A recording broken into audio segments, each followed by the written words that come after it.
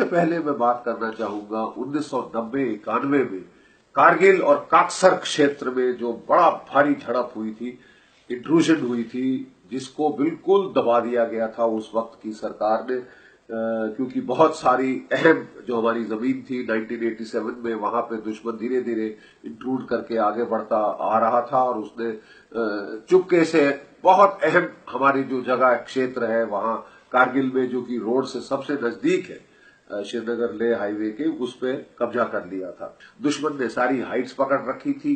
हमारी जो पहली पलटन गई 15 पंजाब, वो बिल्कुल उनके ठीक मार के नीचे थी।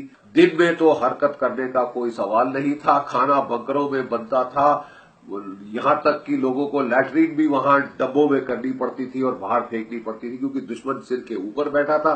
24 घंटे फायर होता था। बहुत नुकसान हुआ वहां पे पंजाब पलटन का।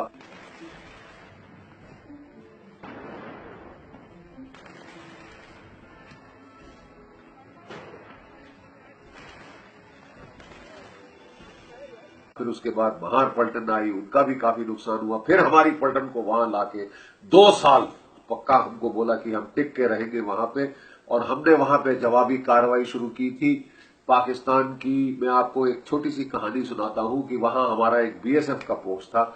जब मैंने चार्ज लिया एज बटालियन कमांडर, मैं उस पोस्ट पे गया तो मैंने देखा कि पोस्ट तहस नहस हो चुका था। बहुत जबरदस्त फायर आया था, तकरीबन सारे बंकर टूटे हुए थे और सारे के सारे बेचारे बीएसएफ के जवान वो रिवर्स स्लोप पे आए हुए थे।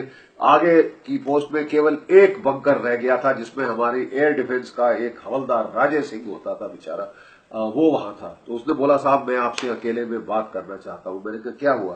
तो बोले कि साहब हमारी यहां बहुत बेइज्जती हुई, ये पाकिस्तान एक बड़ी भारी एयर डिफेंस गन की तोप ले आया, जिसकी रेंज मेरी एयर डिफेंस गन की तोप से ज्यादा है।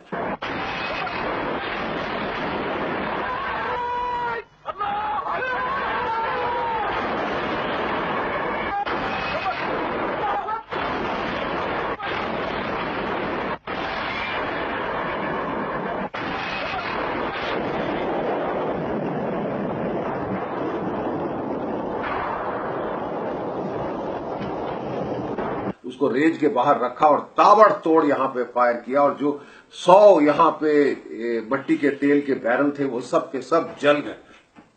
तो उसके बाद इतने घबरा गए बेचारे वो बीएसएफ के लड़के जो वहां थे, इतने भयंकर फायर से, कि वो सब के सब रिवर स्लोप पे जाके रह गए। केवल रह गए आगे तो हवलदार राजे सिंह।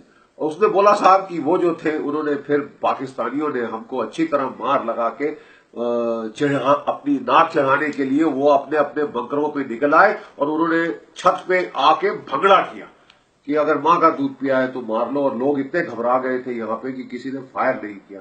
बोले साहब ये बहुत बेइज्जती हुई है और मेरी आपसे रिक्वेस्ट है, आप यहाँ सीओ के तौर पे आए हैं तो आपको इसका बदला लेना अनिवार्य है।